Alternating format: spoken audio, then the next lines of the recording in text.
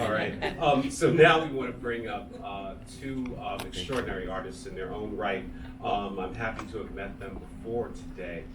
So we're going to start with Robert L. Newman III. Robert is a self-taught Black American multidisciplinary artist renowned for his expressive portraits that delve into the narratives of Black individuals, particularly through the lens of the post-Civil War Reconstruction era. Residing and creating in Harlem, New York, Newman's artistic journey began amidst the vibrant atmosphere of his grandmother's doll store in Tulsa, Oklahoma.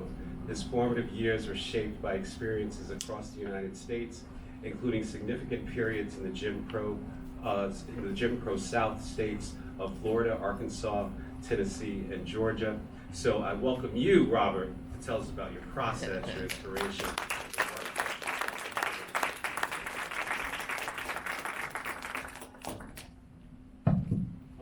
Can everybody hear me okay? Yes. Good afternoon. Yeah. I am Robert Lee Newman III, and I am apparently the guy that Ulysses is talking about. So it's a pleasure to be here with you all. Thank you all for holding this space. Thank you all, Harlem Fine Arts, for inviting me to present my work. And thank you for all the work that you all do on a day-to-day basis. I'm very much in alignment with the idea that art heals, and this can be this is a perfect venue to actually have that conversation and for us to come around Black History Month and to think about how art transforms individuals. A lot of the background was covered. I'll do a couple of quick highlights. I'm a 2014 graduate of Morehouse College. Hey, Very happy about that. And surprisingly enough, my formal background is in business.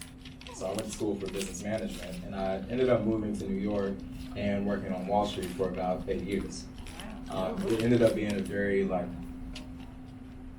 roundabout way to get back to my art, because as I was working with my grandmother in the doll shop, Ulysses mentioned we were in Tulsa, but more specifically we were in Greenwood. So growing up, I was always very saturated with the ideas of Black Wall Street, civil rights, Black Panthers, and all things social justice in terms of how Black people become self-empowered and what that meant in terms of a society. So by the time I made it to Morehouse and started learning business, I was very interested in building real life skills.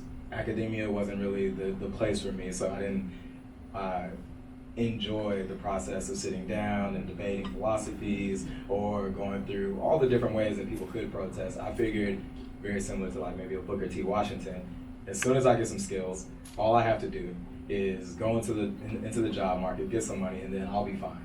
Everything else will generally take care of itself. But as I started going through my actual career progression on Wall Street, every single day I was reminded that my Black identity was always there, and it was always challenged. So I started off as a financial reporter, and I ended up as a program director for multinational investment manager as a diversity, equity, and inclusion chair. Throughout that entire time, thank you.